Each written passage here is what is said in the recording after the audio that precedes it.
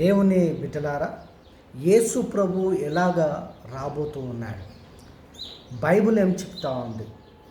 దీని విషయంలో సంఘము కొరకు, ప్రాముఖ్యంగా సంఘము కొరకు యేసు ప్రభు ఎలా రాబోతున్నాడని చెప్పబడింది. ఆయన ఎత్తబడినప్పుడు దేవుని దూతలు ఏం చెప్పినారు?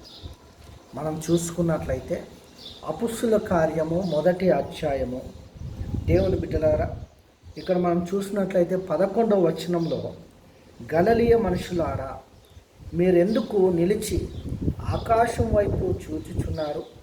మీ యొద్ద నుండి పరలోకమునకు చేర్చుకొనబడిన ఈ యేసే ఏ రీతిగా పరలోకమునకు వెళ్ళుట మీరు చూచితిరో ఆ రీతిగానే ఆయన తిరిగి వచ్చునని వారితో చెప్పిరి. ఏ రీతిగా పరలోకమునకు ఎత్తబడుట మీరు చూచితిరో ఆ రీతిగానే ఆయన వచ్చును అని వాక్యము సెలవిస్తూ ఉంది. దేవుని వాక్యములో మనం చూసినట్లయితే, దేవుని బిడ్డలారా, అపోస్తులు చూస్తూ ఉండగా ఆయన మేఘారుడై కొనిపోబడాను, మేఘములో కొనిపోబడాను. కానీ ఆయన ఏ విధంగా తీసుకొనబడినాడంటే, మేఘములతో ఆయన తీసుకొనిపోబడినాడు. అదే రీతిగా యేసు ప్రభు మేఘారుడై వచ్చునని వాక్యం సెలవిస్తా ఉంది.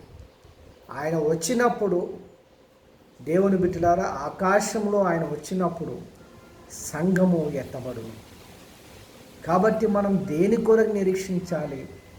ఆయన ప్రత్యక్షత కొరకు నిరీక్షించాలి. సంగమా, వాక్యాన్ని బాగా ఆలోచించు. దేవుడి వాక్యం దీవించునుగాక. ఆమేన్.